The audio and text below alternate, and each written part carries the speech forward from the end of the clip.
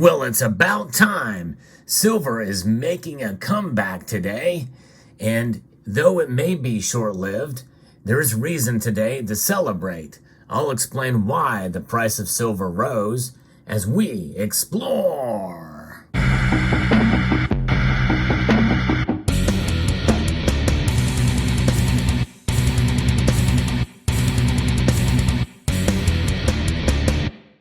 Indeed, it has. In fact, it is up. In mere moments before the market has closed, gold is up over a half a percentage point now to $1,830.60. Silver is up over 2.7% now, up 57 cents today on this Friday. And the mere moments before the markets close at $21.62. Really, it's back from the brink. Platinum and palladium are both up as well. Let's get into some of the reasons why this is occurring.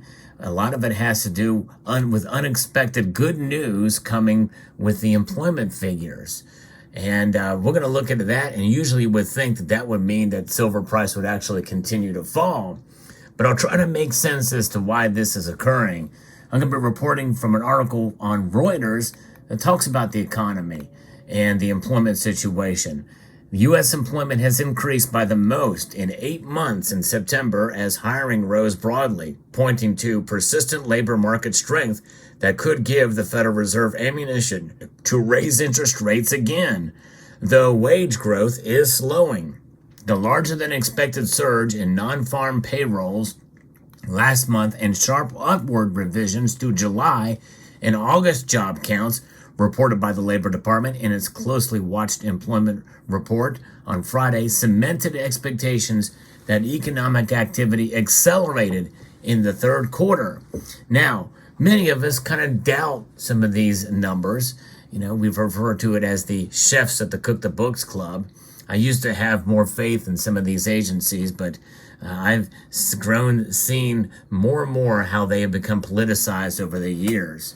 And I guess they always have been to some level, but it seems like it's really amping up. So though these numbers are there, they are what they are. They've been revised upwards. We are in election season for sure, and it makes me wonder. But nonetheless, the labor market and the broader economy's resilience 18 months after the U.S. Central Bank started raising rates to cool demand suggests that monetary policy could remain tight for some time. The report followed news that the job openings jumped in August and the first-time applications for state unemployment benefits remain low in September. Financial markets and most economists believe the Fed is probably done hiking rates because long-term U.S. Treasury yields have jumped to 16-year highs.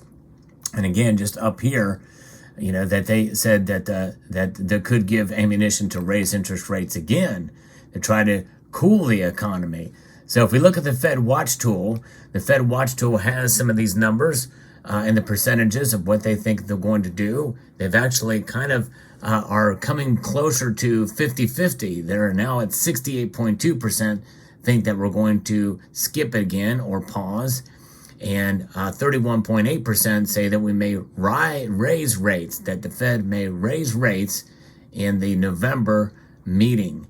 That's next month. We still have a ways to go, but the markets are reacting, and so who knows? But nonetheless, the majority, but although less than last time I checked, think that that's going to stop. Now, keep in mind that this is Reuters. Reuters is not exactly the bastion of fair and balanced reporting by any stretch, but nonetheless, they are saying here that the bond yield soaring, the dollar strengthening, and equity market volatility increasing, there is a renewed tightening of financial conditions that does some of the work for the Fed.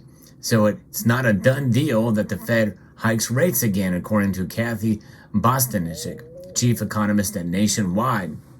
And so this is something that means that rates will stay high, or they're not going to cut rates now, that's for sure. There's no reason to do that. So that should put pressure on metals like gold and silver.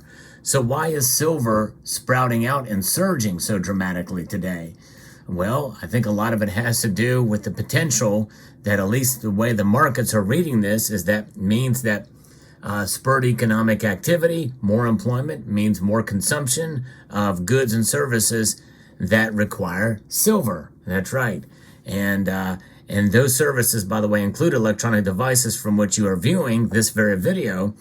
And more of those things may be needed, which means more silver is needed. And more people that make money means the more that the silver will be consumed. At least that's the consensus there.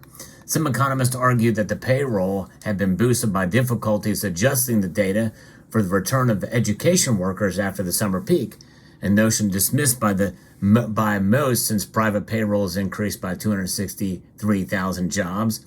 The surge in teachers hired in September cannot belie the strength of the payrolls now stretching back to July, thanks to the biggest upwards revision in payroll in a long time, according to Chris Lowe.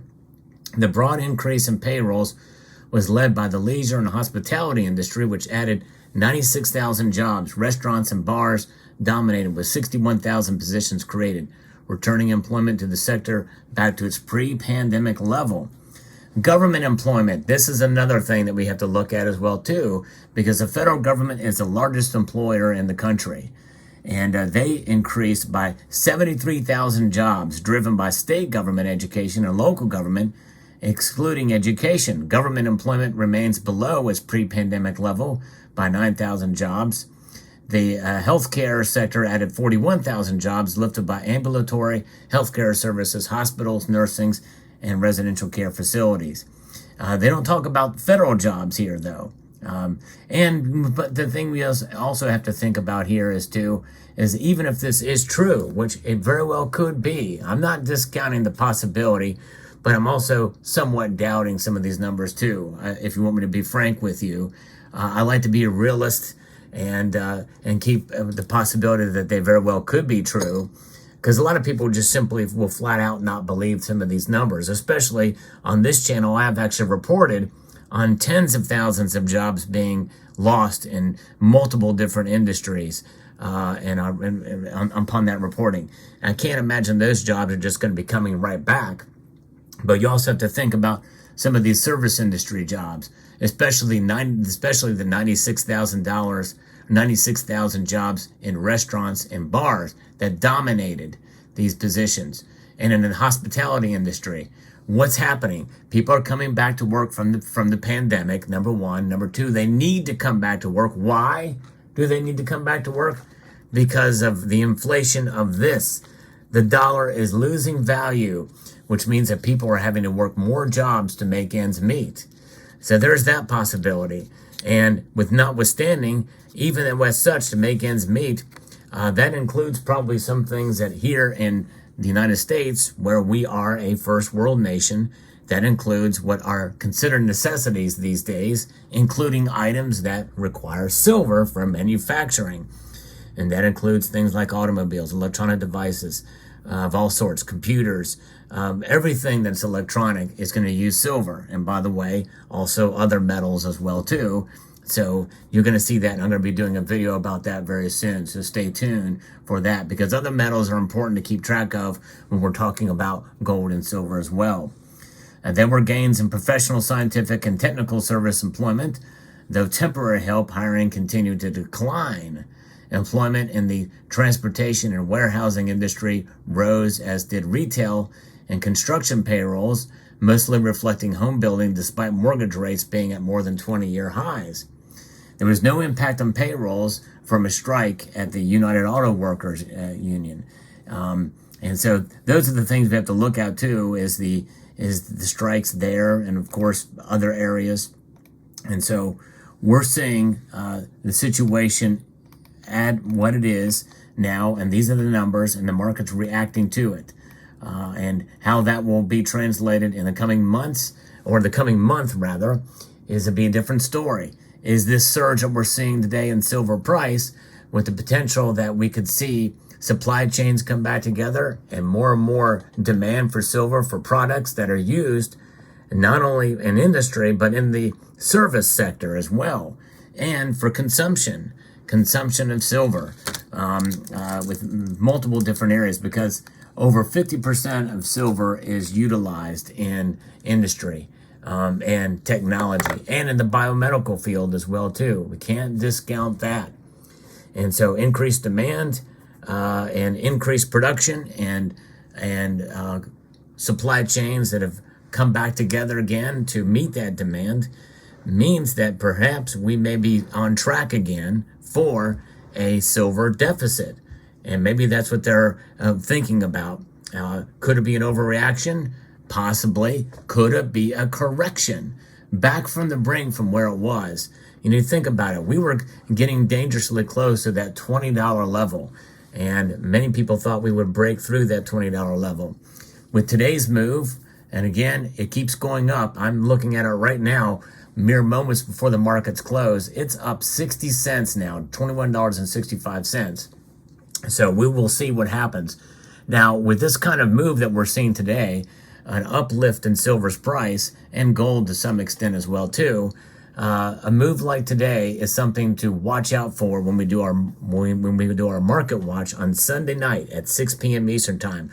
So I hope you will join me then as we will look at the markets as they open up. But nonetheless, there's where the market stands now. Silver is making a comeback today. Will it last? We'll find out. There's your market report. I hope you found this video informative, insightful, and educational. Would like to extend a multitude of gratitude to you all for taking the time to watch and to encourage you to please rate, share, comment, and subscribe.